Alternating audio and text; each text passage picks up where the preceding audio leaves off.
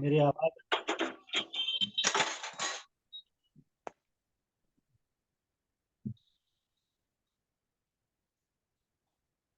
चिंता संतान हंतारो यत्पादाम्बुजरेणव प्रियानान्तां निजाचार्यां प्रणमामि मुहुर्मुहुः यदनुग्रहतो जन्तुः सर्वदुःखार्तिगो भवेत् तमहं सर्वदा वन्दे श्रीमद्वल्लभनन्दनम् अज्ञानतिमिरान्धस्य ज्ञानाञ्जनशलाकया चक्षुरुन्मीलितं येन तस्मै श्रीगुरवे नमः।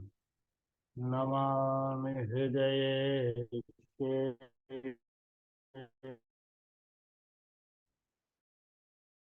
क्षीराभ्यशयनम् लक्ष्मी सहस्रलीलाभिः कलानिधिम् चतुर्भिश्च चतुर्भिश्च चतुर्भिश्च त्रिभिस्तथा षड्भिर्विराजते योऽसौ पंचधा हृदये मम। आचार्यवाच प्रणमामि भाष्यनिबन्धसुबोधिनिष्ठायतराश्रयास्ता मत्स्वान्तागत्य कृपासुतास्ता मदीयवाचां रचयन् स्वदास्यते। धर्मप्रोज्झितकैतवोऽत्र परमो निर्मत्सराणां सताम् वेद्यं वास्तवमत्र वस्तु शिवदं तापत्रयोन्मूलनम् श्रीमद्भागवते महामुनिकृते किं वा परैरीश्वरः सद्यो हृद्यवरुध्यते यत्र कृतिभिः शुश्रूषुभिस्तच्छम् निगमकल्पतरोर्गलितं फलं सुखमुखात् अमृतद्रवसंयुतं पिबत भागवतं रसमालयं विभावुकाः। सभी भागवत के रसिक श्रोतागण को मेरो अभिवंदन और सत्र में सबको स्वागत। आज अपने रेणुगीत के परिचय की चौथी क्लास, और मैंने आपको पहले भी यह बात को कही थी कि मैं शतरंज टाइप का खिलाड़ी हूँ। हर बात को एकदम व्यवस्थित करके आगे बढ़ना हमको पसंद है। चाहे हाफाजार्डली कोई भी विषय पे आना, हमको विषय के साथ न्याय नहीं लगे है करके मैंने इंट्रोडक्शन में वो सारी बात बताई। संयोग से आज अपन मैंने आपको भागवतार्थ बताया और सिद्धार्थ बताया। आज अपन प्रकरणार्थ पे जाएंगे और प्रकरणार्थ अध्यायार्थ को देखने को प्रयास करेंगे। और जिनने पिछली क्लास नहीं अटेंड करी है उनको मैं कहना चाहूँगा कि पिछली क्लास अटेंड करें और आप कुछ सुन के तैयार रहें। और जाने 3 क्लास अटेंड नहीं करी होगी, आपको ग्रुप में से मैं निकाल दूंगा, ऑफिस से मैं कह दे रहा हूँ। लगातार जाने 3 क्लास बंद करी है वो या ग्रुप में नहीं रहेगी, वेणु विद्या ग्रुप में। सबसे पहले अपन ने भागवत रूपी जो शास्त्र है वाको अर्थ देखो कि ठाकुर जी आनंद से हरे लीला है, जो महाप्रभु जी ने भागवतात निबंध में आज्ञा करी कि आनंदात्मक हरि की जो लीला है वो समग्र भागवत शास्त्र का अर्थ। कि आनंदात्मक जो हरि है बाकी लीला को ही वर्णन श्रीमद् भागवत में है। तो एक मोटे तौर पे समग्र शास्त्र को अर्थ अपन यदि निकालें तो भागवत लीला है। तो जब अपन ने समग्र शास्त्र को अर्थ भगवत लीला बता दियो, तो भागवत के जो 7 अर्थ हैं बचे भय, माने प्रकरणार्थ, स्कंधार्थ, प्रकरणार्थ, अध्यायार्थ, वाक्यार्थ, पदार्थ और अक्षरार्थ। इन 6 अध्याय को अर्थ भी, अध्याय 6 अर्थन को अर्थ भी लीला ही होना चाहिए, तभी तो जाके संगति बैठेगी। जाको महाप्रभु जी कह रहे हैं एकार्थम सप्तधा जानन अविरोधेन मुच्यते। तो इन 7 अर्थन की एक वाक्यता करके चलना भागवत के अर्थ को, वास्तविक अर्थ को द्योतक है। तो जब अपन ने स्कंधार्थ शास्त्र को अर्थ हरि की लीला देखो है, तो स्कंधार्थ मतलब चाहे वो अधिकार हो कि चाहे साधन हो कि चाहे सर्ग हो कि विसर्ग हो कि स्थान उनकी मनवद लीला हो, ईशान कथा की लीला हो, कुछ भी हो, द्वादश दश लीला में से कुछ भी हो, उन दश लीला को अर्थ भी लीला ही है। यानी अपन को लीला कह रहे हैं, कि आनंद की हरि की लीला जब शास्त्र को अर्थ है, तो स्कंद को अर्थ लीला को छूट कैसे सके। वामेशु अपन ये वेणुगीत दशम स्कंध में आ रहा है, तो दशम स्कंध को जो अर्थ है वो निरोध लीला है। और दशम स्कंध को अर्थ जब निरोध लीला अपन ने देख लियो, तो वाको अपन ने याद हमको समझो कि ठाकुर जी को बहुत जोर से खींचनो निरोध है। ये जो मैंने आपको पिछली 2-3 क्लासन में ये बात समझाई है कि नितराम रोध निरोध है।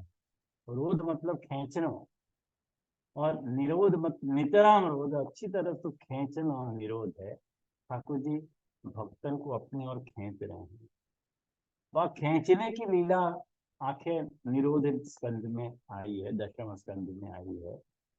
और वह दशम स्कंद को मैं आपको पिछले चार्टर में भी बताया कि 5 प्रकरण में महाप्रभु जी ने विभाजित किया है, जन्म, तामस, राजस, सात्विक और निर्गुण प्रकरण में। तो ये प्रकरण को अर्थ है, तो शास्त्र, स्कंद, प्रकरण। अब उन प्रकरण में भी आते हुए जो उप प्रकरण है, तामस, प्रमाण, प्रमेय, साधन और फल, वहां पे अध्यायार्थ की संगति मतलब आधारित है। यानी एक आज एक और आप लोगों को एक पावर पॉइंट प्रेजेंटेशन करना चाहूंगा, तो वाक्य भी चार्ट में आप लोगों को ग्रुप में भेजूंगा। और मेरे हृदय से ये कामना रहे कि इन चार्टन के माध्यम से आपको वो निरोध लीला हृदयारूढ़ हो गए, आप आपको अर्थ कभी आप लोगों से विस्मृत ना हो गए करके मेरा प्रयास है करके आपको।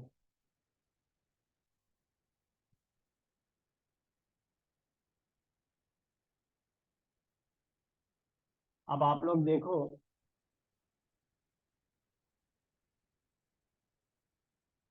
आप लोग इनको सामने ये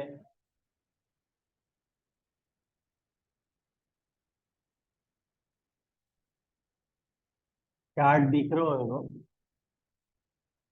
यहाँ में मैं आपको बताना चाह रहा हूँ तामस प्रकरणस्थ निरोध लीला। अब देखो, निरोध स्कंद को अर्थ है और प्रकरण को अर्थ तामस है। निरोध लीला में कितने प्रकरण आ रहे हैं? 5। वहां में सु तामस प्रकरण कौन सा प्रकरण है? दूसरो। जन्म प्रकरण के बाद तामस प्रकरण आ रहा है। अब ये जो तामस प्रकरणस्थ निरोध लीला है, ये निरोध लीला को मैं या कुछ समझावे के लिए मैंने सुबोधिनी जी और भागवतार्थ निबंध को आधार लियो है करके मैंने वो बात नीचे यहाँ लिखी है। अब यहाँ में आप देखो कि तामस प्रकरणस्थ जो निरोध लीला है, वह तामस प्रकरणस्थ निरोध लीला में मैंने आपको 4 प्रकरण बताए थे। तामस प्रमाण, तामस प्रमेय, तामस साधन और तामस फल। अब तामस प्रमाण में क्या बात होती, तो ये बात देखो, महाप्रभु जी ये बात कह रहे हैं, ये बात बहुत ध्यान से सुनने की है वैष्णव।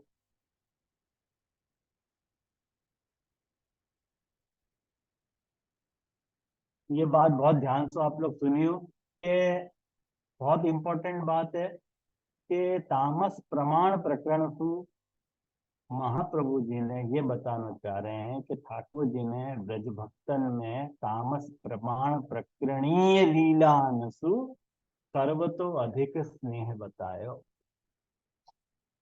आई समझ में? कोई होए तो पूछियो मुझसे, कोई बात नहीं समझ में आवे तो। बाकी बात जो तामस प्रमेय प्रकरण है, वह तामस प्रमेय प्रकरण में महाप्रभु जी ने कही या में आसक्ति बताई है, और तामस साधन में महाप्रभु जी ये बता रहे हैं व्यसन को प्रतिपादन किया, व्यसन को प्रतिपादन किया गया है। और तामस फल में फल बताया है। तो स्नेह, आसक्ति, व्यसन और फल, ये तामस प्रकरण के उत्तरोत्तर प्रकरण की व्यवस्था है। ये तामस प्रकरण में रही हुई जो निरोध लीला है, वह महाप्रभु जी ने, ठाकुर जी ने यात्रा तो डिजाइन किया है कि तामस प्रमाण, तामस प्रमेय, तामस साधन और तामस फल में क्रमशः स्नेह, आसक्ति, व्यसन और फल को प्रतिपादन किया है। अब ये बात आपको कैसे समझ में आवे करके मैंने देखो यहाँ में सुबोध जी के वचन आप लोगों के लिए चुने हैं। भागवत निबंध की कारिका में आप लोगों को बताना चाह रहा हूँ। ये देखो ठाकुर जी, महाप्रभु जी ने भागवत निबंध के जो 10वां स्कंद की जो कारिका है निबंध की, वहां में महाप्रभु जी ये बात कह रहे हैं। क्या कह रहे हैं कि अतः तामस भक्तानाम।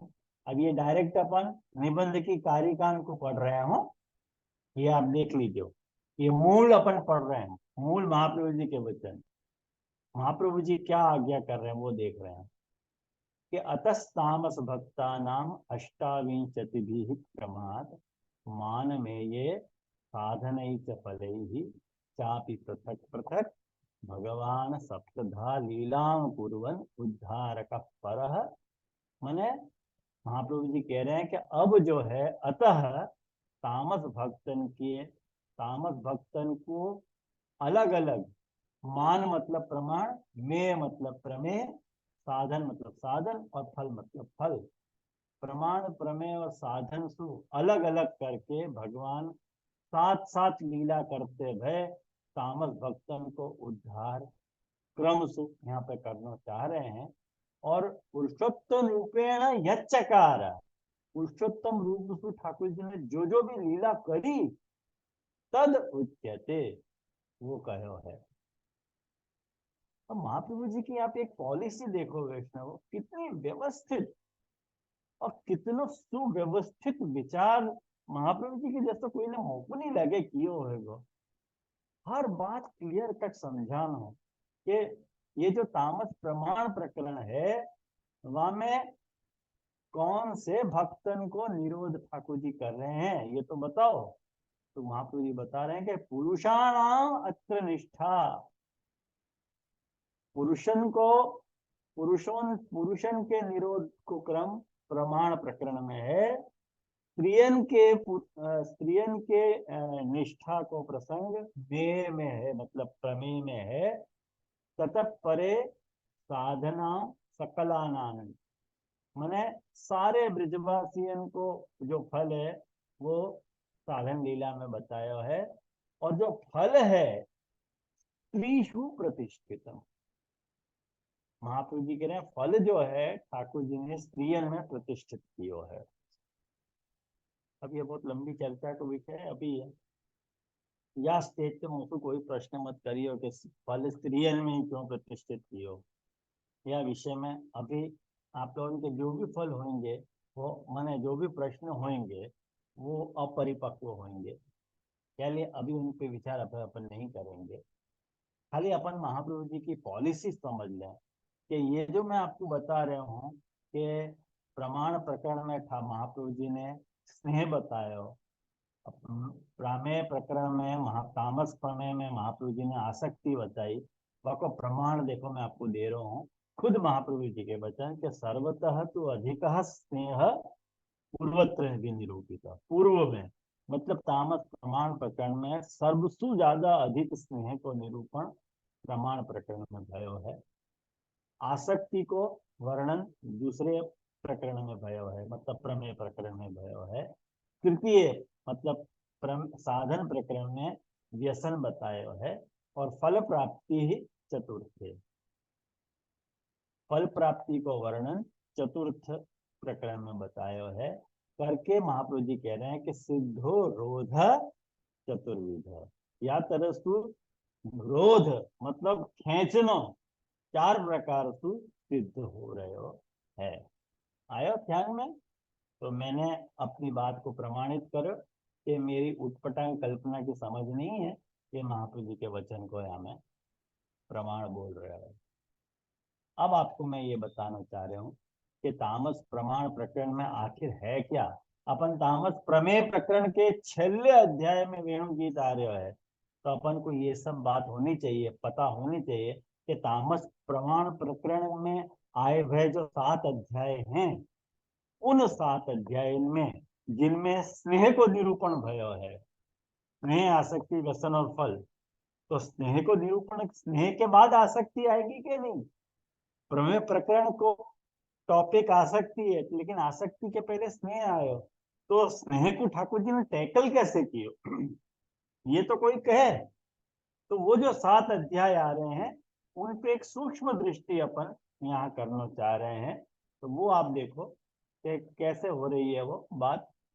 तो ये देखो उत्सव द्वारा, ये महाप्रभु जी के यहाँ कारिका है, महाप्रभु जी की कारिका।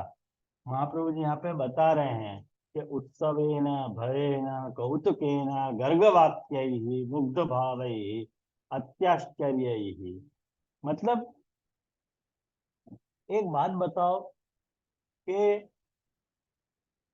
अब भक्तन को, जो तामस भक्त हैं उनको प्रभु प्रगटे हैं, ये समझ में कैसे आवे, उनको ये सब समझ में नहीं आएगा। उनको कुछ ऐसी तड़क भड़क वाली चीज बता देनी चाहिए, शोर शराबा, शोर गुल हल्ला गुल्ला सब ऐसा हो रहे है, तो सब जाको शोर मचाते हुए स्वागत कर रहे हैं, तो वहां में प्रमाण सिद्ध हो जाए कोई बहुत बड़ा व्यक्ति आया है।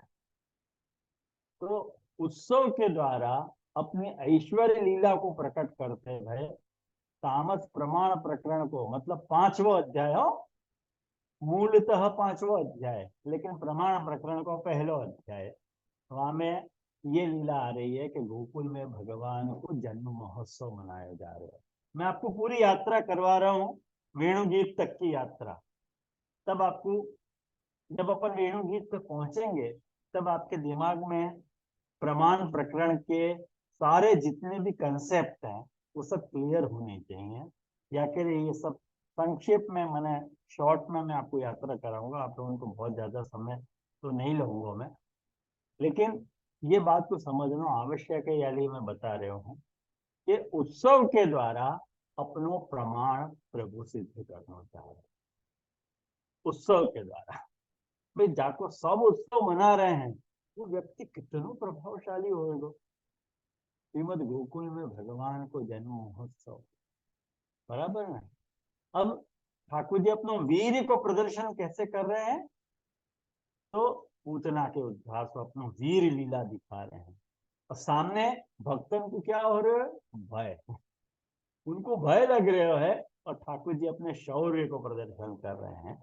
ये भी प्रमाण है भाई। और वो प्रमाण भी तामस होना चाहिए ना, भय रूपी जो प्रमाण है ना,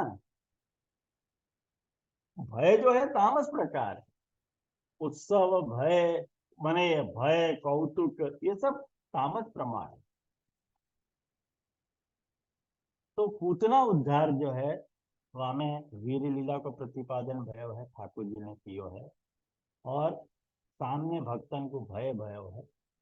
तीसरे अध्याय में आप देखो ठाकुर जी की यश लीला प्रकट भई है। कैसे यश लीला प्रकट भई? तो कह रहे हैं कौतुक द्वारा।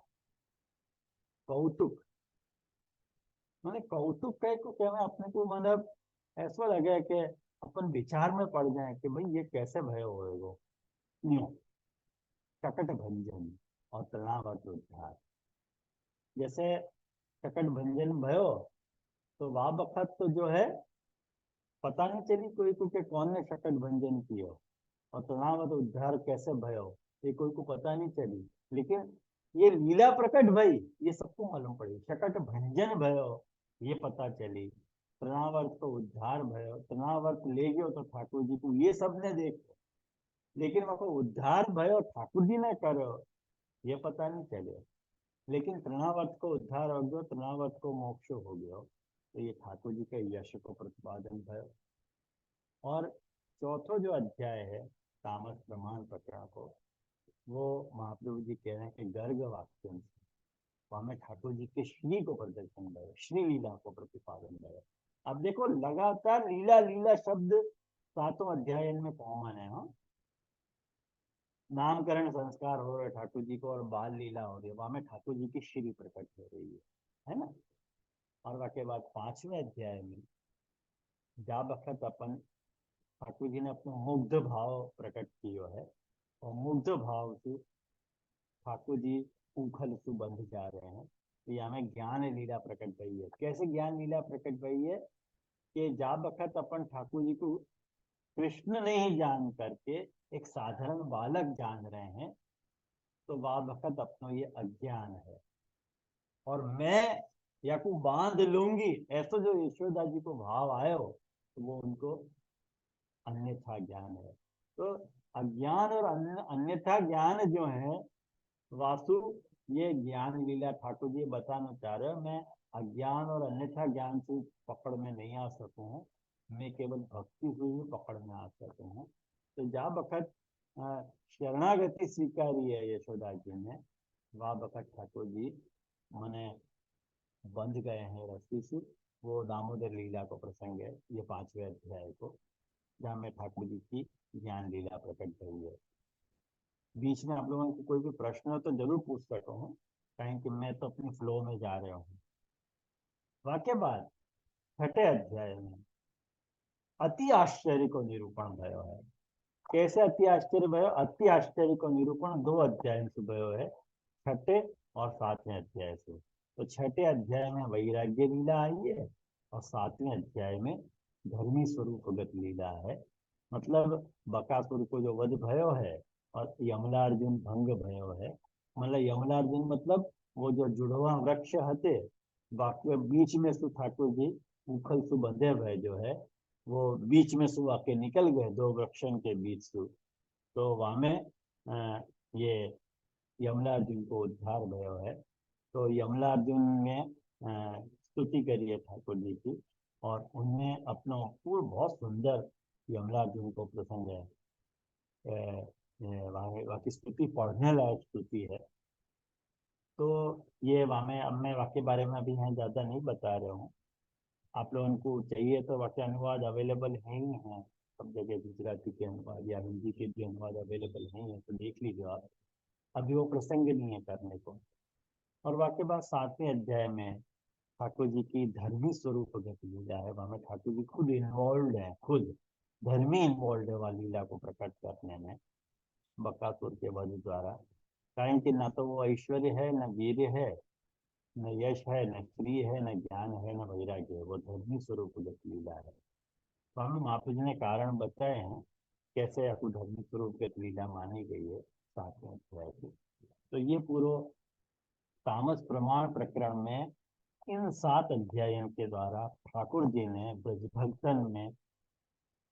ब्रजभक्तन को खुद के प्रति जो स्नेह है वह को सिद्ध किए कि तुमको इन सब लीला के द्वारा ठाकुर जी ने ब्रजभक्तन को खुद में स्नेह सिद्ध करवाया। तो अब तुमको उनमें प्रेम हो गया, आया ना, प्रेम सिद्ध हो गया। वाक्य बाद अपनो आरो है प्रमेय प्रकरण, तामस प्रमेय प्रकरण जहाँ में आसक्ति को वर्णन आ रहा है। और वो आसक्ति को वर्णन जब आ रहा है तब आप ये देखो कि उन 7 अध्याय में तामस प्रमेय प्रकरण के जो 7 अध्याय हैं तो वहाँ में ठाकुर जी ने ऐश्वर्य लीला कैसे प्रकट करी, रूप सौंदर्य भाव की। ठाकुर जी में रहो वो जो रूप सौंदर्य है वासु आपने स्त्रियन को वश में किया है। आप अध्याय पढ़ोगे तो मैं आपको एक एक अध्याय के बारे में बताऊंगा कैसे भयो।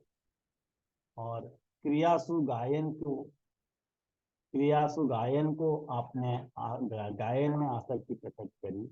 और इष्ट पदार्थ के दान से बालकन को वश में कियो, मैंने प्रथम दावा नलपान भयो, वासु ठाकुर जी को यश प्रतिपादित भयो। और बालकन की जो आसक्ति है मैंने प्रलंबासुर जो अपने आपने उद्धार की, वासु बालकन की आसक्ति हमें आपकी श्रीलीला प्रकट भई। और द्वितीय द्वानल पान में गायन की आसक्ति सिद्ध भई। और वर्षा और शरद ऋतु के वर्णन में जो वैराग्य लीला प्रकट भई है, वासु गोकुलस्थ सबन की आसक्ति प्रकट भई। और ये जो अपना 7वां अध्याय है वेणु गीत वालों जो अपन धर्मी स्वरूपगत लीला कह रहे हैं, वहाँ में गोपी जनन की आसक्ति को वर्णन है। तो भाई आसक्ति तो कॉमन है, आप देखो कॉमन है आसक्ति, तो कैसे यहाँ में डिफ्रेंशिएट करना। तो महाप्रभु जी ने बहुत सुंदर बात बताई है कि पहले जो 3 अध्याय हैं उनसु गाय, स्त्री और बालकन की में साधारण आसक्ति बताई है। और बाद के जो ये 4 अध्याय हैं उनमें विशेष आसक्ति को वर्णन आ रहा है। कारण कि अपन देख चुके कि तामस प्रमाण प्रकरण में ठाकुर जी ने पुरुषन की आसक्ति, पुरुषन के बारे में बताया। तो अब ये जो तामस प्रमेय प्रकरण है यह हमें गोपी जनन की आसक्ति को वर्णन विशेष रूप से आ रहा है करके यह अध्याय में, ये वेणु गीत वाले अध्याय में गोपी जनन की आसक्ति को वर्णन विशेष रूप से आ रहा है करके यात्रा की लीला यहाँ प्रकट हो रही है। करके आसक्ति के जो करण है बहुत सुंदर करण है वैष्णव कि ठाकुर जी ने अपने करण क्या वापरे हैं ये आप देखो कि जो प्रथम अध्याय है तामस प्रमेय प्रकरण को, वहां में ठाकुर जी ने ब्रजभक्तन के देहाध्यास को दूर किया, धेनुकासुर को उद्धार कर दियो। या के बारे में डिटेल में आपको और बताऊंगा, ये खाली इंट्रोडक्शन बता रहे हैं। कारण कि ये वेणुगीत के पूर्व के अध्याय हैं। ये वेणुगीत जब शुरू हो रहा है वाकई पहले क्या क्या हो चुके है वो आपके दिमाग में रहनी चाहिए बात, तो वेणुगीत पूरी तरह से आप धारण कर पाओगे। नहीं तो ठाकुर जी वेणुनाद करेंगे और वो नाद आपको सुनाई नहीं देगा क्या नाद कर गए ठाकुर जी, वो हमें क्या वाकई न शब्द सुनाई देंगे ना वहां में रहे हो कोई मैसेज अपन समझ पाएंगे करके। ये सब बात अपन को जरूरी है सुनना कि अब तक ब्रजभक्तन को जो अविद्या है, अविद्या मतलब देह इंद्रिय प्राण अंतःकरण स्वरूप विस्मृति, ये जो अविद्या के जो 5 पर्व हैं वो एक एक अध्याय से ठाकुर जी ने टोकन के रूप में धेनुकासुर को मारो। तो आपको टोकन ये है कि देहाध्यास ब्रजभक्तन को निवृत्त कर दिया। और कालिया पे जब आपने कृपा करी तब आपने ब्रजभक्तन के इंद्रियाध्यास को दूर किया है। तो ये देहाध्यास जो है वो आसक्ति को कारण है। जहां अपनी आसक्ति रही गई है, देह में अपनी आसक्ति है, इंद्रियन में अपनी आसक्ति है, अपने प्राण को धारण करने में अपनी आसक्ति है और अंतःकरण में अपनी आसक्ति है, मन बुद्धि चित्त अहंकार के कारण। और इन चारों के कारण अपन अपना स्वरूप जो है विस्मृत कर चुके हैं, करके यह अविद्या को दूर करना प्रथमतः कर्तव्य बने हैं। और चूंकि ये अवतार लीला है तो ये काम स्वयं खुद प्रभु ही कर रहे हैं। तो तीसरे अध्याय में प्राणाध्यास को निवर्तन किया है दानवान अल्पान के द्वारा, और चौथे अध्याय में अंतःकरण अध्यास को निवर्तन किया है प्रलंबासुर के उद्धार के द्वारा। और द्वितीय दीवा दावानल पान जो है के कारण स्वरूप स्मृति को बोध कराया प्रभु ने ब्रज भक्तन। और गोप गोप लोगन की आसक्ति को वर्णन छठे अध्याय में किया है। अब यह सातवें अध्याय में गोपी जनन की आसक्ति, ऐसे ये 7 अध्याय है। ख्याल में आयो तो हमको लगे कि अपन ने सारे पूरे सारे को एक शॉर्ट क्रम देखियो कि कैसे ये बात हो रही है। मुझको लगे आपको ध्यान में आई होगी ये सब बातें कि बहुत कठिन जा रही हैं।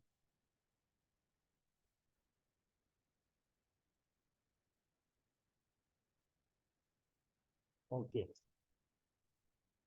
ठीक होगी ना। तो आपको मेरे साथ आपको थोड़ा सहन करना ही पड़ेगा, कारण कि विषय ही ऐसा है। तो आपके साथ मैं कुछ ज्यादा कुछ तो कुछ कर नहीं सकते हैं, ज्यादा से ज्यादा विषय को समझा सकते हैं, लेकिन या कि इन प्रकरण की रही हुई जो लॉजिक है वह को समझने को प्रयास करो। सिंपल शब्दों में मैं आपको समझाऊं तो ठाकुर जी तामस भक्तों को उद्धार कर हुए जब प्रकट भय हैं तो तामस के अनुरूप तामस जा वस्तु को प्रमाण समझ रहे हैं, वैसो प्रमाण ठाकुर जी खुद को पहचानने के लिए प्रकट कर रहे हैं। मतलब एक्सेप्टेबिलिटी होनी चाहिए ठाकुर जी के स्वरूप को। माना अपन अपन कौन से स्वरूप को अपन माने कि ये ऐसा है। जैसे सब जाकू उसको मनाते हुए ना, जो साधारण लेमैन है तो कौन सी चीज को प्रमाण माने कि भाई सब उत्सव मना रहे हैं, चलो कोई कोई ग्रेट चीज है। तो ये ठाकुर जी ने वैसो प्रमाण रखो, वो तामस प्रमाण है। कल में आया ना, शास्त्र कह रहे हो या को उत्सव मनाओ, नथिंग डूइंग। अब ठाकुर जी जब ब्रज में अवतरित हो गए तो ठाकुर जी को समझने के लिए कोई गीता खोल के बैठने की जरूरत नहीं है, गीता भागवत खोल के बैठने की जरूरत नहीं। ठाकुर जी जा रूप में अवतरित, जो अवतरित भय हैं उनको वह रूप में पहचान जाओ, बस बात खत्म हो गई। वाह बका ठाकुर जी तुम कहोगे कि नहीं महाराज आप तो त्रिलोक के नाथ हो और अंतर्यामी हो, तो ठाकुर जी को बाबा जी मूड हो जाएगा, अरे यार अंतर्यामी मैं हूँ या ले या बखत मेरे को तो ये सब क्यों बता रहे हो। मैं या बखत तेरे उद्धार के लिए प्रकट कर रहा हूँ, तो मुझको वाह रूप में एक्सेप्ट कर। तो सारे गोप सखाएं ठाकुर जी को देखो कैसे एक्सेप्ट कर रहे हैं। मैंने आपको उनको ट्रेलर दिखाया हो, प्रमाण प्रकरण को ट्रेलर दिखाया हो कि कैसे ठाकुर जी देखो उन भक्तन के साथ वो तो प्रोध हो गए हैं खेल खेल में, उनके हर एक क्रिया में, उनके हर एक क्रिया में ठाकुर जी सहभागी हैं। और उनके साथ घुल मिल के एक मेक होकर के प्रभु ने उनके अंदर अपने स्नेह को इंस्टॉल कर दिया। बल्कि मैं ये कहूँगा स्नेह इंस्टॉल किया, हतो नहीं, लेकिन ऐसी लीलाएं प्रकट करी कि उन लीला के कारण उन ब्रज भक्तन को प्रभु में स्नेह हो गया, कह रहे ये तो अपना है। अब वो चाह के भी वह स्नेह सु पूर्ण नहीं हो सकता। अब स्नेह के बाद आ रही है आसक्ति की कथा। अब जब आसक्ति की कथा आ रही है वैष्णव, तो जो प्रथम अध्याय है, मैं आपको पहले ही बता चुका हूँ कि मतलब ये समझो कि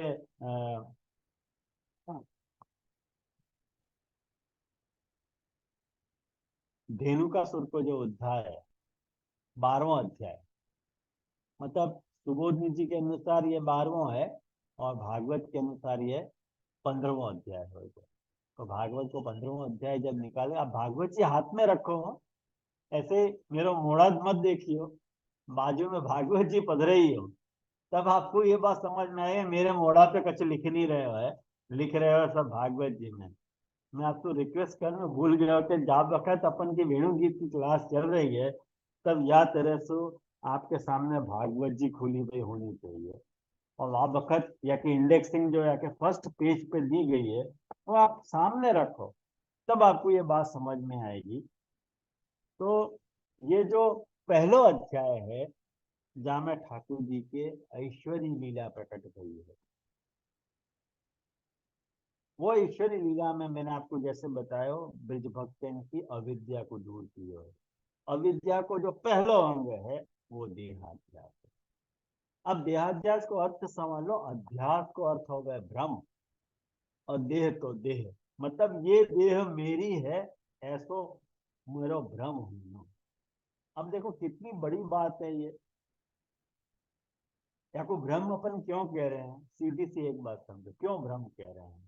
या लिए भ्रम कह रहे हैं कि ये मेरी है नहीं, मेरी लग रही है मुझे, कारण कि ये सदा के लिए तो मेरी है नहीं। अब ये देह में जो, देह को जो संचरण हो रहे है, वो तो एक बात समझो कि ये देह तो जड़ है, ये देह जड़ है। जैसे एक बात समझो, पंखा जड़ है, और पंखा में जो इलेक्ट्रिसिटी दौड़ रही है, करंट दौड़ रहे हो, चेतना को, चेतना रूपी जो करंट दौड़ रहे हो, वाकई करंट, यदि पंखा ये समझते है कि मैं चल रहा हूं, तो ये पंखा की भ्रांति है। पंखा नहीं चल रहा, पंखा में यदि इलेक्ट्रिसिटी नहीं होती तो पंखा चलने के लिए समर्थ नहीं होता। और भूले चूके इलेक्ट्रिसिटी को ये भ्रांति हो जाए कि मैं या को चला रही हूं, तो भाई कोई कारण तो चाहिए कि नहीं। अकेली इलेक्ट्रिसिटी क्या क्या करेगी, वाको प्रवाहित होने के लिए कोई एक कारण चाहिए। तो पंखा में यदि है तो वो चलने को व्यापार करेगी, फ्रिज में यदि प्रकट है तो वस्तुओं को ठंडो करने को प्रकार प्रकट करेगी। यदि वीडियो में और ऑडियो में यदि वो एक चीज जा रही है तो हमें वो शब्द को प्रकट करने को मन व्यापार करेगी।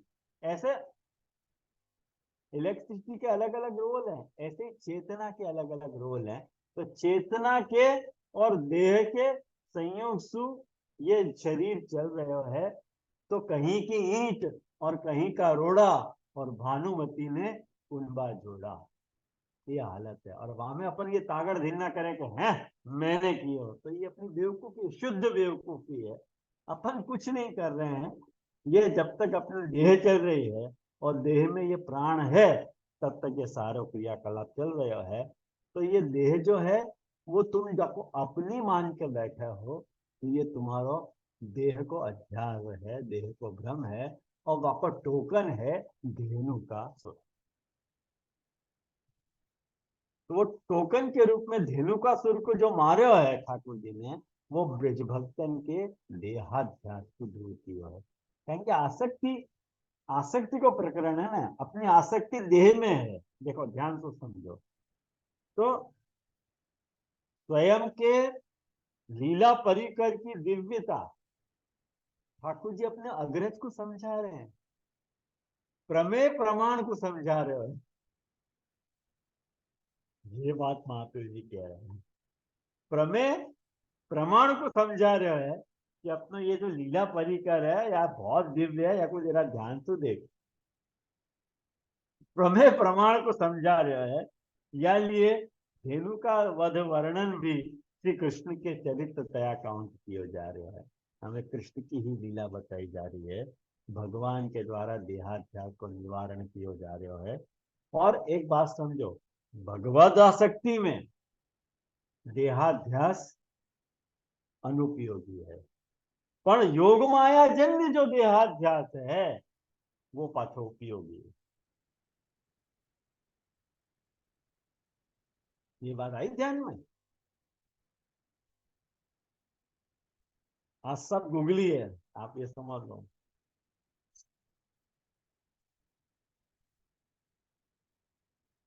मैंने भगवदा शक्ति, जहां तक अपन को भगवदा शक्ति होनी है, और वहां में देहाध्यास यदि अपन को है तो वो अनुपयोगी है क्या नहीं, उपयोग है वाको नहीं। देहाध्यास तुमको भगवदा शक्ति करने से रोके, तो क्योंकि तुम्हारा अध्यास, तुम्हारी आसक्ति भगवान में न हो करके देह में है। अरे कितनी सहज बात है कि जो चैंटी हो है ना, तो चैंटी भी यहाँ वहां जा रही होगी, आपको आप छुए जाओगे ना तो फट फट फट फट भागेगी। इतनो देह का अध्यास है, इतनो देह का अध्यास है। तो भगवदा शक्ति में देहाध्यास अनुपयोगी है, पर जो योग माया जन्य जो देहाध्यास है वो पाथोपयोगी। उन लोगों ने देह क्यों धारण करी है? भगवान के साथ लीला करने के लिए। वो पाछो, और ये मेरी देह कृष्ण के लिए वापर वे में आवे, ऐसा जो देहाध्यास है वो पाछो उपयोगी। तो सेम बात महाप्रभु जी तो कर रहे हैं, यही बात तो महाप्रभु जी कर रहे हैं। अंतःकरण प्रबोध अपन पढ़ चुके हैं, याद करो। प्रौढ़ापि दुहिता यज्ञ स्नेहा न प्रेष्यवते वरे, तथा देहे न कर्तव्यम वरस्तुष्यति नान्य था। यही बात तो महाप्रभु जी ने उठाई है वहां पे देह की, कि या देह रूपी पुत्री के ऊपर मोह रखते हुए यदि तुमने या को कृष्ण रूपी वर के पास नहीं भेजो, तो तुम वहां अपनी विवाहित पुत्री को हित कर रहे हो कि अहित कर रहे हो? बाप को बहुत मोह है बेटी पे, यानी अगर ससुराल को नहीं भेजना चाह रहे कि नहीं मेरे ही पास रखनी। अरे यार बेवकूफ है तू, पुत्री को अपने पास रखना क्यों चाह रहे हो यार? आपको अपने स्थान पे भेज दे, यार ये यार देह रूपी पुत्री को तो कृष्ण रूपी वर के पास सेवा में भेज दे यार। इतनों क्यों देहाध्यास से करोगे? What a fine combination. आप देखो ये बात अपनो। और वह टोकन यदि कोई है तो वो धेनु का सुर है, क्योंकि वो गधा के रूप में आया। धेनु का सुर जो है गधा के, और गधा को वास्तव में देहाध्यास हो रहा है। मतलब ये ये बता दी बात कि भाई जान मैंने जिनको देहाध्यास है वो लोग वास्तव में वही है। हाँ भाई बोल, क्या कह रहे हैं? जैसे ये एक बार योग माया जन्य देहाध्यास समझाइए। योग माया जन्य को देहाध्यास को अर्थ है उमंग के उपयोगी, उपयोगी देहाध्यास। माने तुमको देह पे अध्यास होनो, माने देह अच्छी लगनी। कब अच्छी लगनी? कि जब वो कृष्ण सेवा में वापर रही हो तब। ऐसी देह को अच्छो मान, क्योंकि ये देह ही तो माध्यम है प्रभु सेवा से जुड़ने को। यदि तुम्हारे पास देह नहीं है तो सेवा करोगे कैसे? तो ऐसा देह तो तुमको अपेक्षा होनी चाहिए ना।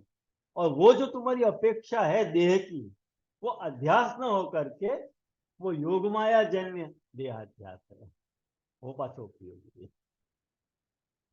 नहीं, मेरा पूछने को अर्थ तो ये योग माया जन्य क्यों कह रहे अपन? वो योग माया जन्य याद कह रहा हूँ कि वो लीलात्मक योगाध्यास देहाध्यास, अच्छा। ओके। ओके। लीलात्मक देहाध्यास है। जैसे अपन के यहाँ बहुत बहुत तो एक हमारे बड़े मंदिर को उदाहरण तो बताऊं कि मेरे दादाजी श्री कृष्ण जीवन जी महाराज और कृष्ण जीवन जी महाराज के पिताजी श्री गोकुलनाथ जी महाराज, गोकुलनाथ जी महाराज को योगमाया जैसे देहाध्यास कैसा हो तो आपको बताऊं मैं कि उनको जब बुखार आता ना, और बुखार आता तो ओढ़ आड़ के आप पढ़ते, लेकिन उत्थापन तो समय होतो ना, तो बुखार को कहते वो अपनो कंबल उतार देते और कहते कि भाई तू बुखार थोड़ी देर या कंबल में रही हो, मैं सेवा से पहुंच के आऊं तो फिर वापस आ जाइए। तो बुखार कंबल में आ जाते और सेवा से पहुंच के आते और फिर बुखार में आ जाते। ऐसे प्रकार की ये योग माया जन्य देहाध्यास है, ये साधारण देहाध्यास नहीं है। यही नहीं तो बालकृष्ण ने उनके सामने शर्त रखी थी कि मैं बड़े मंदिर में तभी आऊंगा जब तू केवल मुंह को अपना पुत्र माने। तो देहाध्यास की बात है। और गोकुलनाथ जी ने वो प्रॉमिस पूरी करी, ओके मेरे सिवा कोई पलना नहीं झूलेगा। हाँ महाराज एक्सेप्टेड, हम कोई को पलना नहीं झूलेंगे। बालकृष्ण भी कोई को रखेगा अपने पास, कोई की सेवा को रखें अपने पास। अरे वंश की वेल इतनी हरी गई कि 7 भाई और 7 के भी 7 भाई। अरे यूं लुटाया, ये बात है। लेकिन अपने पॉइंट ऑफ व्यू से अपन क्या कर रहे हैं, ये देखने की बात है कि अपनो जो देहाध्यास है वो युगमाया जन्य है कि साधारण देहाध्यास है। साधारण देहाध्यास वो भगवदासक्ति में बात आती है, ये बात। ये पहले अध्याय से, ये जब आप लोग पढ़ोगे ना पहला अध्याय, 12वां अध्याय या 15वां अध्याय, सॉरी, भागवत के अनुसार 15वां, वो 3 अध्याय को गैप आ रहा है प्रक्षिप्त के कारण। तो या लिए प्रपंच विस्मृति प्लस भगवदासक्ति, ये निरोध की परिभाषा है। तो यहाँ आसक्ति को परिपूर्ण करी जा रही है, चलिए फर्स्ट स्टेप पे देहाध्यास आ रहा है, तो ये बात आ रही है। नेक्स्ट सेकंड अध्याय, द्वितीय अध्याय, इंद्रियाध्यास निवृत्ति। देखो स्टेप बाय स्टेप वेणुगीत तक पहुंचोगे ना, तब जाके वेणुगीत को अध्याय अपन जब पढ़ेंगे ना, तब एकदम क्लियर पिक्चर अपने हाथ में आएगा, तब अपन टीका प्रारंभ कर सकें। वाकई पहले बहुत धांधल होगी। द्वितीय अध्याय में इंद्रियाध्यास निवृत्ति। अब एक बात समझो, भगवदासक्त जो जीव है, वाके लिए तत्तद इंद्रियन की तत्तद विषय में रही भाई जो आसक्ति है, ध्यान तो सुनियो ये बात, तत्तद इंद्रियन की तत्तद विषय में रही गई आसक्ति कैसी है? जैसी कालिया नाग के जितने फन है ना, वह फन को विषयासक्ति से कनेक्ट, पैरेलल समझाया महाप्रभु जी ने, कि जैसे कालिया नाग के कितने सारे फन हैं, ऐसे अपनी इंद्रियन की जो विषय की जो चॉइस है ना, वो अपार है। कभी यहाँ जावे, कभी वहां जावे, कभी ये चीज अच्छी लगे, तो अंत ही नहीं है। क्यों अंत नहीं है? कारण कि अपनी इंद्रियन को अध्यास है, वो अपनी इंद्रियन को जो सेटिस्फैक्शन है, वो अपने को सर्वोपरि लगा है। हमको ये होना चाहिए पूरा, वो नहीं हो तो मुझको चले नहीं। जैसे एक बात समझो कि कितनों भी महात्मा समझा दो, लेकिन जहां वक्त भी एकादशी करने को अवसर आया तो कि एकादशी हम सुनेंगे, एकादशी की बात मत करो। हाँ, एकादशी में यदि द्वादशी को क्रम यदि तुम करते हो तो हमको एकादशी करनी है। वो एकादशी में कहो कि भाई फलार खाना है तो मुंह ही लटक जावे, तो कारण कारण क्या है? वो इंद्रिया अध्यास है। तो आज को अपने को कंट्रोल नहीं रहे जीव पे, ख्याल में आया ना? तो जैसे नाग मने वो जो फन में लगो हुए जो विष है, वो जैसे नुकसानकारी है, ऐसे इंद्रियन की रही भई जो विषयासक्ति है, वो जीव के लिए अनिष्टकारिणी है। और जीव के लिए अनिष्टकारिणी होने के कारण अपने जो इंद्रिया अध्यास है, वो दूर करना बहुत आवश्यक है। करके या अध्याय में, दूसरा अध्याय की टॉपिक क्या है आप देखो, इंडेक्स में देखो। जी जी, आपको वॉइस थोड़ो दब गयो है। मेरा वॉइस दब गया है। हाँ। मैं बोल तो बहुत दूर से रहा हूँ भाई। नहीं नहीं, अभी है ना कोई ऐसे बीप को साउंड आयो, 2-3 बार ऐसे आयो, बाकी बाद आपको वॉइस एकदम ऐसे लो डाउन हो गयो, अचानक से हो गया। तो काम करूँ मैं, या फिर ब्लूटूथ बंद कर दूंगा? हाँ हाँ जी जी, वो अच्छा रहेगा। लास्ट टाइम आपने किया था ना वैसे, भक्ति होते थे।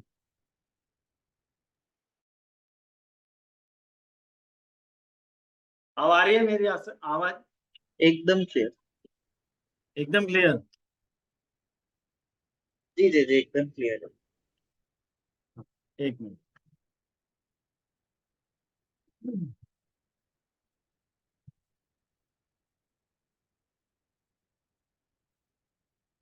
अब और भी क्लियर आएगी शायद, मुझको लगे।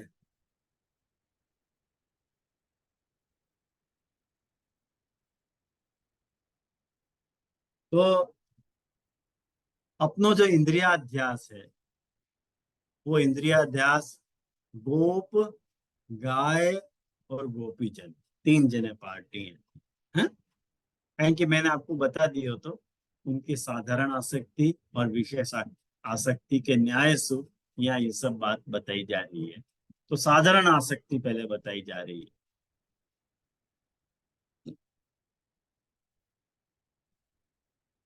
तो ये इंद्रियाध्यास दूर कियो, कालिया पे कृपा करिए ठाकुर जी ने। अब जो तृतीय अध्याय, जो अध्याय को अपन मूल क्रम के अनुसार 17वां और सुबोधनी जी के अनुसार 14वां अध्याय, जहां में अपन बता रहे हैं कालिया पे कृपा। कालिया पे कृपा ये तीसरा अध्याय है प्रमेय प्रकरण को। और कालिया पे कृपा मतलब ठाकुर जी ने कालिया को दर्शन दिए, और जाको बहुत ही फेमस वैष्णव, अगर आपको वर्णन सुनना है ना, तो नरसिंह मेहता को बहुत सुंदर काव्य है हमें। जल कमल छांडी जा रे अम्बाड़ा, नाथ मारो जाग से करके बहुत मस्त है नरसिंह मेहता को। और पहले के तो जमाना में क्या होता तो कि ये सब चीजें जो है ना, जन्म घुट्टी में पिलाई जाती बच्चन को स्कूल में। ये सब अपने न मैंने या के नरसिंह मेहता के, दयाराम भाई के सारे पद, कबीर के सारे मैंने कवियन के दोहा उनको मुखपाठ कराए जाते हैं। तो संस्कार आजकल लुप्त हो गया करके अपने को पता नहीं चले, तो ये हर बच्चन को मुखपाठ रहते ये सारी बातें। तो जहाँ बखत ठाकुर जी ने दर्शन दियो, यहाँ तो समझ ये बात महाप्रभु जी जहाँ पॉइंट पॉइंट पे अपने को जहाँ बात के ऊपर पॉइंट आउट कराना चाह रहे हैं कि ब्रजजनन के ब्रजजनन के प्राण माने मूर्छित हो गए थे। अब ये प्राणाध्यास को निवर्तन है ना, तीसरा अध्याय कौन सा है? प्राणाध्यास को निवर्तन। वाकई विषय जलसु सब ब्रजवासी के प्राण निकल गए थे। तो ठाकुर जी ने क्या किया कि ब्रजजन के प्राणोपम कृष्ण है, अब उनके प्राण कृष्ण में। तो सकल ब्रजवासियन को ठाकुर जी ने प्राण ध्यान दिया। तो यासु भगवद यश को निरूपण आयो, कनेक्टिविटी मिली कैसे भगवद यश यहाँ है, या कोई या पॉइंट में आप लोग लिखो ऐसे पॉइंट। सेकंड पॉइंट या अध्याय को या प्रकरण को सेकंड पॉइंट, कि ब्रजभक्तन को भगवान में साधारण या लौकिक स्नेह नहीं है, प्रत्युत भगवान उनको निरतिशय प्राण प्रिय आते।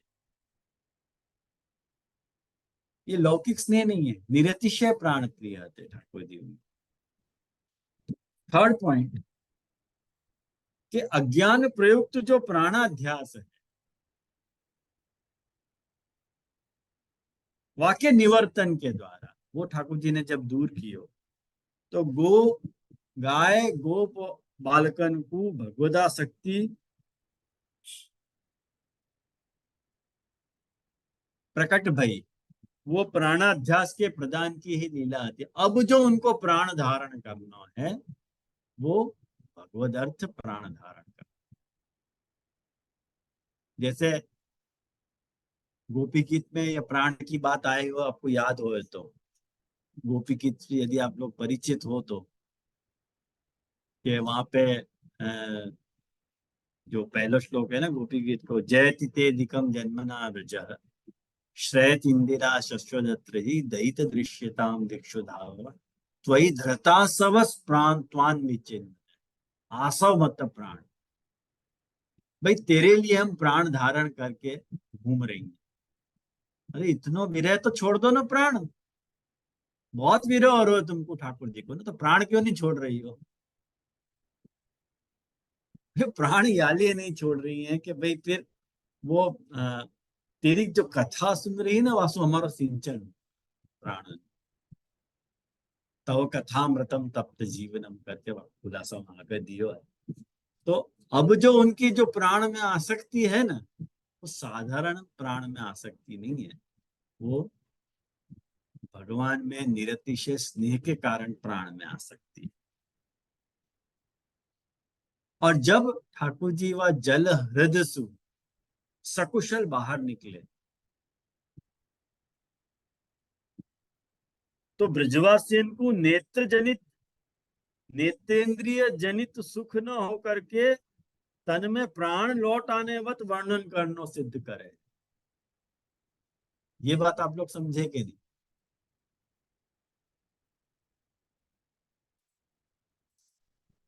मतलब जैसे कोई के प्राण जाके लौट आवे, प्राण जाके लौट आवे। जैसे एक बात समझो, कोई को हार्ट अटैक आया हुआ है और हार्ट की पंपिंग डम डम डम डम डम डम डम करके फिर वापस जैसे प्राण लौटा दे ना वाके, ऐसे इनके भी प्राण आए तो इनको जो चेतना आई है, महाप्रभु जी ये बात कह रहे हैं कि जब इनको जो चेतना आई है, वो यालीय चेतना नहीं आई कि इनके प्राण आ गए, यालीय चेतना आ गई कि उन्होंने कृष्ण को देख लिया, कृष्ण को देख करके इनको वहां तेरे की चेतना आई है।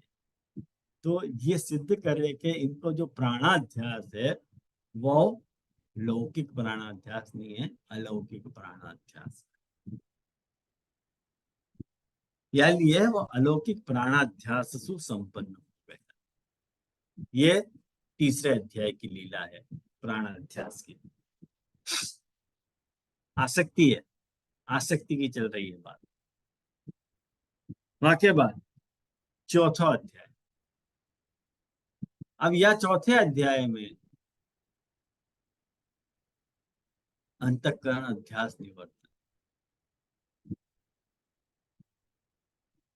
अब याको भागवत ने टोकन कितना बढ़िया दिए हुए, आप देखो कितना बढ़िया टोकन दिए हुए। प्रलंबासुर वध। अब प्रलंब को अर्थ करो आप,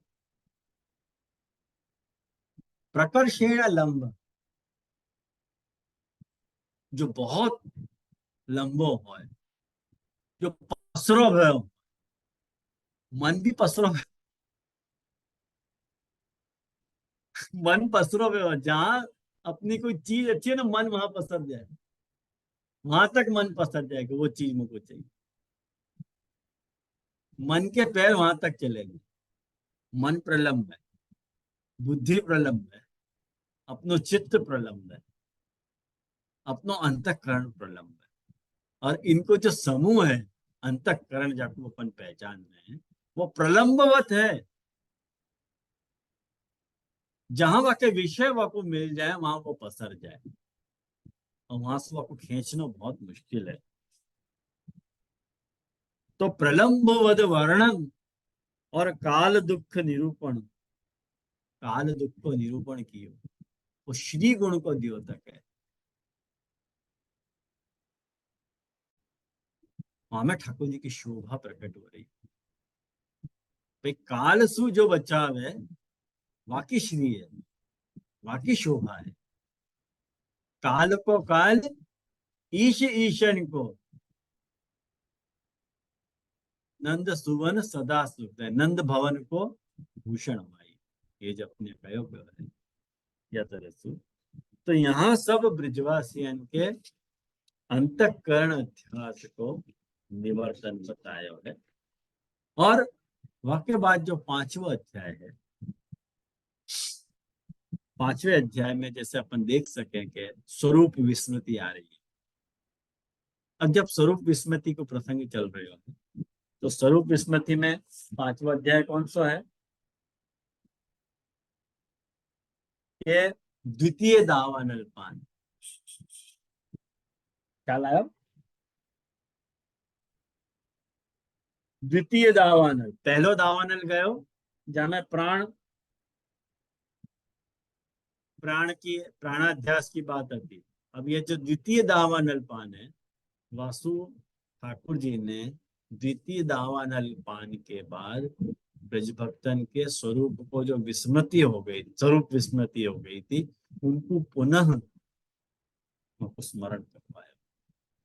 क्योंकि जब वक्त तक अपनी अविद्या दूर नहीं हो गए, विद्या अंग नहीं लगे, विद्या को जब अंग लगना है तो अविद्या दूर होनी चाहिए। और जब तक ये अविद्या अपने को लगी हुई है, कोई भी विद्या तुमको टच नहीं करेगी। पहले जीवात्मागत तो अज्ञान रूप दोष हुए हैं। और वाकु माने एक बात समझो, महाप्रभु जी यहाँ पे कौन सा शब्द वापर रहे हैं, ये आप देखो कि जीवात्मा को जो अज्ञान है, अपने स्वरूप को जो विस्मरण है ना, वो निजाशक्ति में दावाग्नि रूप, प्रभु की जो निजाशक्ति है वहां में दावाग्नि रूप है। यानी द्वितीय दावाग्नि के पान द्वारा भगवान ने अपना महात्म्य प्रकट करके निरोध अंगभूत जो भगवद आसक्ति है, बाकी भक्ति स्वरूपता को दृढ़ करने के लिए अपने ज्ञान गुण को गायन के लिए, ये कुल मिला के 5 अध्याय को मैसेज है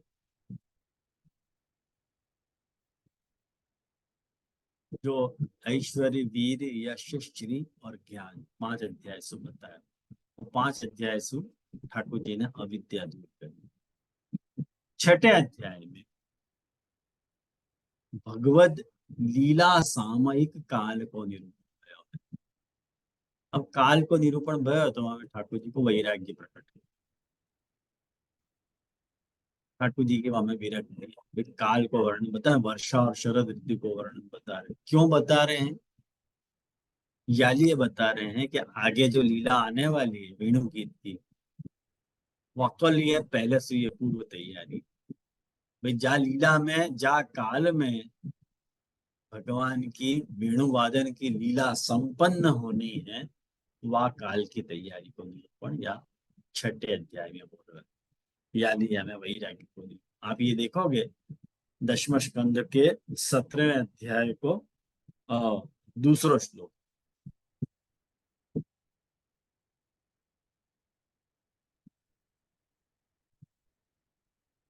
ठीक है, या में आपको सारी बात पता चल जाएगी। और जो 7वां अध्याय है वो धर्मी निरूपक अध्याय है। वहां में क्या बात आ रही है? बहुत लंबी चौड़ी बात आ रही है। और यह अध्याय में जो चतुश्लोकी में जो सर्वात्म भाव की बात आई थी, वह बात को मैं यहाँ कवर अगले क्लास में,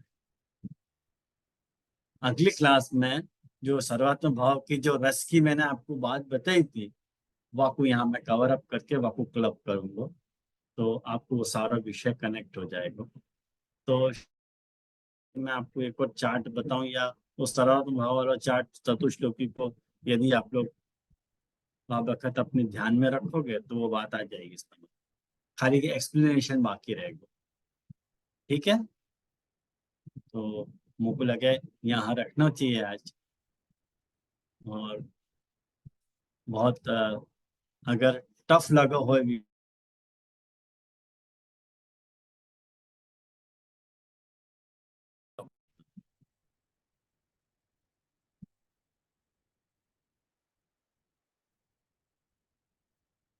अगर आ गए हो तो फिर कोई बात नहीं।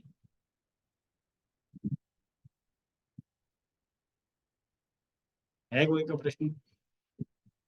फाइन। तो मुझको लगे 1 या 2 क्लास और जाएगी इंट्रोडक्शन की, 1 या 2, हो सके अगली बार खत्म हो जाए, नहीं खत्म हो तो फिर एक और क्लास, बाकी बाद में फिर अपन वेणु गीत प्रारंभ करें।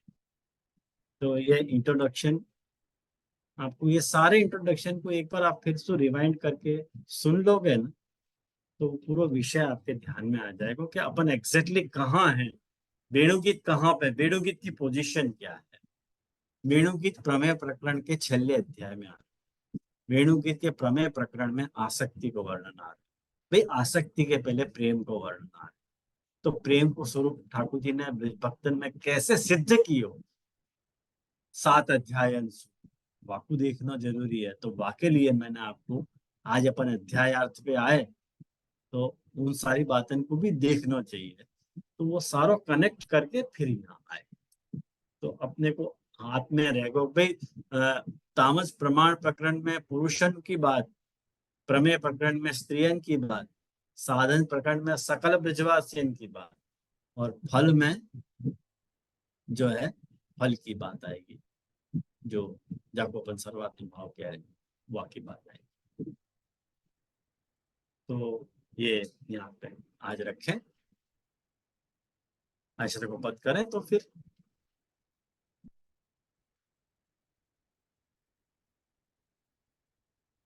कैसा आप लोग अपने रिव्यू जरूर दीजिए कि आपको सरल लग रहा है कि कठिन लग रहा है। तो यासु सरल तो मैं नहीं कर पाऊंगा, सॉरी, लेकिन कैंसर को मतलब नहीं है, इससे ज्यादा सरल नहीं है तो क्योंकि मेरे अटमोस्ट मैंने अपनी या मैं वो लगाई है या कुछ सरल कर को ये चार्ट बनाए ही अकेले है कि आप लोगों को विषय सरल हो जाए। कहेंगे चार्ट तो जरा क्या ध्यान में रहे विषय, अपन एक बार बार बार आवर्तन करते रहे। हाँ, और एक दूसरी बात मैं जरूर आपको कहना चाहूंगा कि जा वक्त भी आप लोग वेणु गीत को पाठ शुरू करें अपन, वह वक्त रोज कम से कम एक बार ये प्रमाण और प्रमेय के जो अध्याय है ना उनको पढ़ लें। रोज नहीं पढ़ पाओ तो 2 दिन में एक बार, कम से कम रोज रोज 2-3 अध्याय पढ़ोगे ना तो वीक में 2-3 आवर्तन हो जाएंगे, प्रमाण और प्रमेय के आवर्तन हो जाएंगे। तो क्या विषय हाथ में रहेगा, क्लिष्ट नहीं लगेगा। फिर तो जाके जैसी सामर्थ्य और जैसी इच्छा। जे विषय विषय और आपको समझा इन चरणन के रो भरोसो, दृढ़ इन चरणन के श्रीवल्लभ नख चंद्र छटा बिन, सब जुग जय अंधेरो भरोसो, दृढ़ इन चरणन के साधन और नहीं यार करी में, जासो हो निवेरो, सूर कहाँ कहे द्विविधयादरो,